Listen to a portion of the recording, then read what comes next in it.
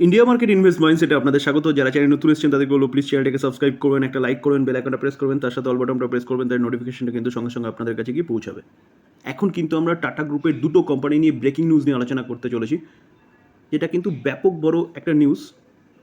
চলুন দুটো কোন কোম্পানি এবং নিউজটা কি সেটা নিয়ে আলোচনা করি। দেখুন, প্রথম নিউজটা কিন্তু টাটা সন্সকে নিয়ে। টাটা সন্স কে? টাটা সন্স হচ্ছে টাটা গ্রুপের যতগুলো কোম্পানি দেখতে পাচ্ছেন না, ততগুলো কোম্পানির কিন্তু মাদার কোম্পানি হচ্ছে টাটা সন্স। অর্থাৎ টাটা সন্সের আন্ডারেই কিন্তু প্রতি কটা কোম্পানি, আপনি টিসিএস বলুন, টাইটান বলুন, টাটা মোটরস বলুন, টাটা ইনভেস্টমেন্ট বলুন, যতগুলো কোম্পানি আছে, টাইটান বলুন, সব কটা কোম্পানি কিন্তু এই টাটা সন্সের আন্ডারে। তো এই টাটা সন্সকে কিন্তু মার্কেটে লিস্টেড হতে হবে। কেন? আরবিআইয়ের গাইডলাইন্স অনুযায়ী। কারণ টাটা সন্স হচ্ছে একটা এনবিএফসি টাইপের কোম্পানি। তো এনবিএফসি এই কোম্পানিটাকে কিন্তু লিস্টেড হতে হবে আরবিআইয়ের রুলস অনুযায়ী। তো শোনা যাচ্ছে যে টাটা সন্স কিন্তু মার্কেটে লিস্টেড হতে চলেছে। এটা কিন্তু সবচেয়ে বড় একটা ব্রেকিং নিউজ। চলুন নিউজটা একটু দেখি। দেখুন, টাটা সন্সের আইপিও আসতে চলেছে, যেটা কিন্তু ইন্ডিয়ার সবচেয়ে বড় আইপিও হতে চলেছে, যেটা কিন্তু এলআইসি বলুন, পেটিএম বলুন, কোল ইন্ডিয়া বলুন, এইসব যে আইপিও এসেছিলো সেই আইপিওগুলোকে কিন্তু বিট করে দেবে আপকামিং আইপিও, যেটা বলছে কি হিস্ট্রি ক্রিয়েট করবে। আমরা কিছুদিন আগে কিন্তু দেখেছিলাম যে 20 বছর পর টাটা গ্রুপের একটা আইপিও, যেটা টাটা টেকনোলজি মার্কেটে এসেছিলো, যেটা কিন্তু অনেক বেশি সাবস্ক্রিপশন হয়েছিল এবং ভালো কিন্তু একটা ক্যাপিটাল গেনও বানিয়ে দিয়েছিল হচ্ছে শেয়ার হোল্ডারদের। তো এই যে টাটা সন্সের আইপিও যেটা আসতে চলেছে, সেটা কিন্তু এই টাটা টেকনোলজির থেকেও অনেক বড় আইপিও। যেটা বলা হচ্ছে গিয়ে কি, যে এই যে কোম্পানিটা টাটা সন্স, সে আইপিও কিন্তু কত বলছে, 1 থেকে দেড় বছরের মধ্যে, নেক্সট 1.5 বছরের মধ্যে কিন্তু এই আইপিওটা লিস্ট হতে পারে। তো এই যে রিজার্ভ ব্যাঙ্ক অফ ইন্ডিয়ার রুলস অনুযায়ী, যেগুলো হচ্ছে আপার লেয়ার এনবিএফসি, সেই কোম্পানিগুলোকে কিন্তু লিস্ট হতে হবে। এই কোম্পানিটাও এনবিএফসি কোম্পানি। কেন বলা হচ্ছে এনবিএফসি কোম্পানি? কারণ টাটা গ্রুপের যতগুলো কোম্পানি আছে তার কিন্তু মেজর স্টেক হচ্ছে এই টাটা সন্সের আন্ডারে রয়েছে। অর্থাৎ টাটা সন্স হচ্ছে প্রোমোটার, যেটা হচ্ছে ইনভেস্টমেন্ট হোল্ডিং দেখা যাচ্ছে কিন্তু টাটা গ্রুপের সবকটা কোম্পানির মধ্যে। তো আরবিআই রুলস কী রেখেছিল, যেগুলো আপার লেয়ার এনবিএফসি, সেই এনবিএফসি কোম্পানিগুলোকে কিন্তু সেপ্টেম্বর 2025-এর মধ্যে কিন্তু মার্কেটে লিস্ট হতে হবে, অর্থাৎ এনএসসি বিএসসিতে কিন্তু লিস্ট হতে হবে। সেই রুলস এনেছিল কে? আরবিআই। সেই অনুযায়ী কিন্তু এই কোম্পানিটাকে 2025-এর মধ্যে কিন্তু লিস্ট হতে হবে। যদি আমরা দেখি তাহলে দেখা যাবে কিন্তু টাটা সন্স যে কোম্পানিটা, সেই কোম্পানিটার কিন্তু টোটাল ভ্যালুয়েশন কত? 11 লাখ করোড়।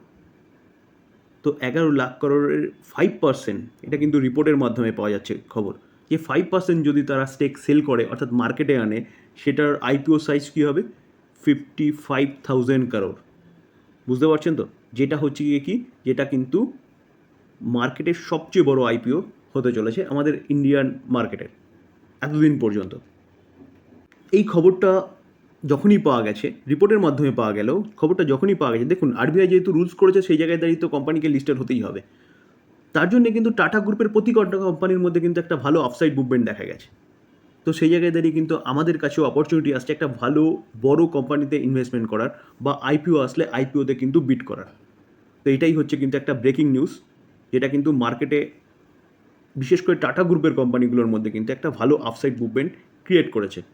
তো এই ছিল ফার্স্ট নিউজ, যেটা ভালো কোম্পানি, বড় কোম্পানির লিস্ট হলে পরে কিন্তু সেফলি ইনভেস্টমেন্টের একটা জায়গা পাওয়া যাবে। টাটা মতন কিন্তু একটা কোম্পানি, যেখানে হচ্ছে টাটা গ্রুপের প্রতি কটা কোম্পানির কিন্তু মাদার কোম্পানি হচ্ছে এই টাটা সন্স। এই ছিল ফার্স্ট নিউজ। চলুন এবার সেকেন্ড নিউজ নিয়ে আলোচনা করি। সেকেন্ড যে নিউজটা, সেটা আমি কিছুদিন আগে কভার করেছিলাম টাটা মোটরসকে নিয়ে। দেখুন, তার জন্য কিন্তু কোম্পানিটা হচ্ছে গিয়ে কি, 5 দিনে দেখলে দেখা যাবে 6%। আমরা যদি কোম্পানিটা 1 মাসে দেখলে দেখা যাবে 9%। তো আপসাইড মুভমেন্ট দেখিয়েছি। নিউজটা সত্যিই ভালো নিউজ।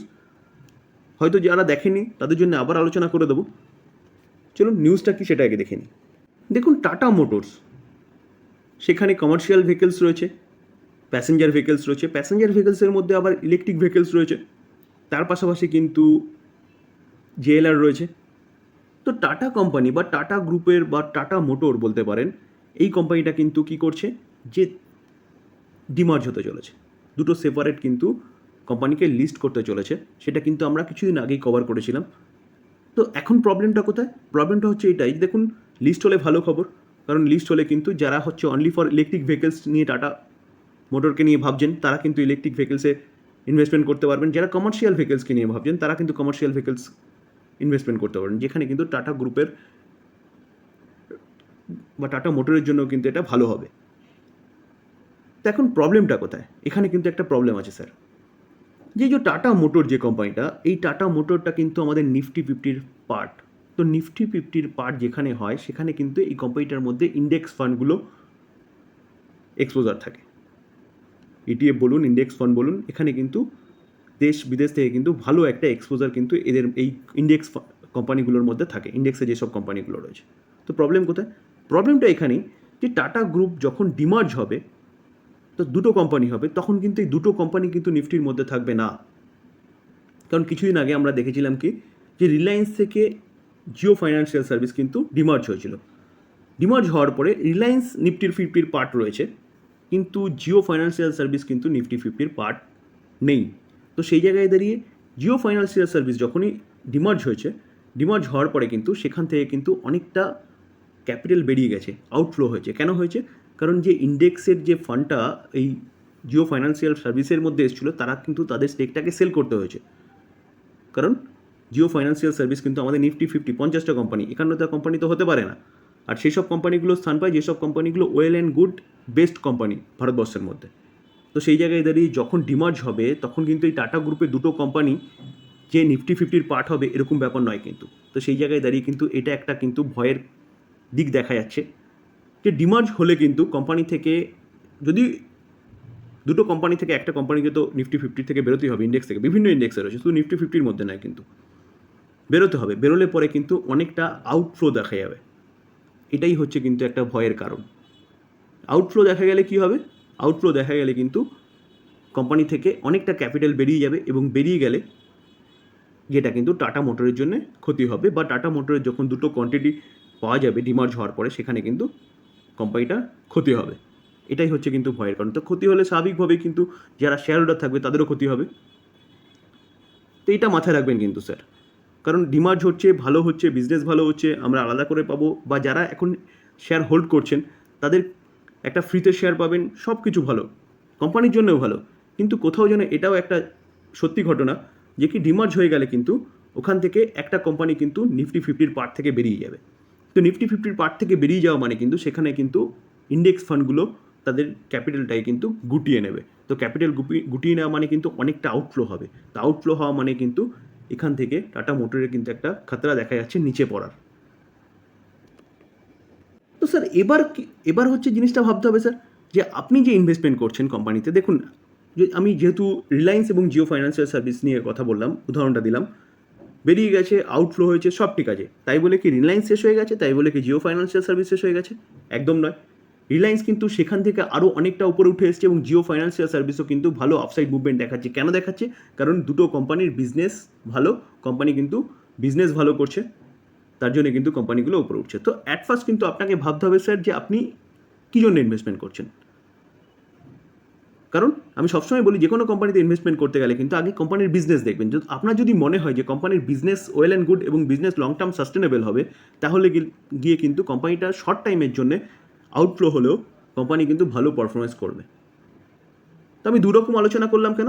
কারণ শর্ট টার্মে যারা চিন্তাভাবনা করেন যে ডিমার্জ হচ্ছে, ডিমার্জ হওয়ার জন্য কোম্পানিটা ভালো আপসাইড মুভমেন্ট দেখাবে, আমি পজিশনাল ট্রেডিং করব, শর্ট টাইম ট্রেডিং করব, করে আমি ওখান থেকে একটা মুনাফা কামাবো, তো তাদের জন্য কিন্তু এটাও মাথায় রাখবেন স্যার, যে কি, যে কোম্পানিটা ডিমার্জ হলে কিন্তু একটা আউটফ্লো হবে। আর লং টার্ম ইনভেস্টাররা যারা রয়েছেন, তারা কিন্তু আরামসে কোম্পানিটা হোল্ড করতে পারেন। দেখুন, আমি আমার ওপিনিয়ন দিচ্ছি, আমি কিন্তু কোনো বাই রেকমেন্ডেশন দিচ্ছি না, কারণ কোম্পানির business well and good, electric vehicles নিয়ে কাজ করছে। তো সেই জায়গাতে ভবিষ্যতে কিন্তু মার্কেটে ইলেকট্রিক ভেহিকলসই থাকবে। তো কোম্পানিটা কিন্তু মাথায় রাখতে হবে 80 থেকে 85% মার্কেট শেয়ার কিন্তু ক্যাপচার করে রেখেছে। মার্কেট শেয়ার মিনস ইলেকট্রিক ভেহিকলসের, যার জন্য কিন্তু কোম্পানিটা এত ভালো পারফরমেন্স প্রিভিয়াস দিনগুলোতে দেখিয়েছে। প্রিভিয়াস দিন বলতে দেখুন, আমরা যদি দেখি কোম্পানিটা 5 বছরে কীরকম রিটার্ন দিচ্ছে, 5 বছর এখানে দেখলে দেখা যাবে কোম্পানিটা কিন্তু 461% রিটার্ন দিয়েছে। কিন্তু অরিজিনালি যদি আমরা দেখি 2020 পর থেকে, জবের থেকে ইলেকট্রিক ভেহিকলস নিয়ে কাজ শুরু হয়েছে, সেখান থেকে দেখা যাবে কোম্পানিটা কিন্তু 1272% রিটার্ন দিয়েছে। কবে? টাইম পিরিয়ডটা দেখুন, 24শে এপ্রিল 2020 থেকে 6 মার্চ 2024, কোম্পানিটা কিন্তু 60-এ চলে এসেছিলো। সেখান থেকে কোম্পানিটা কিন্তু কত ক্রস করেছে?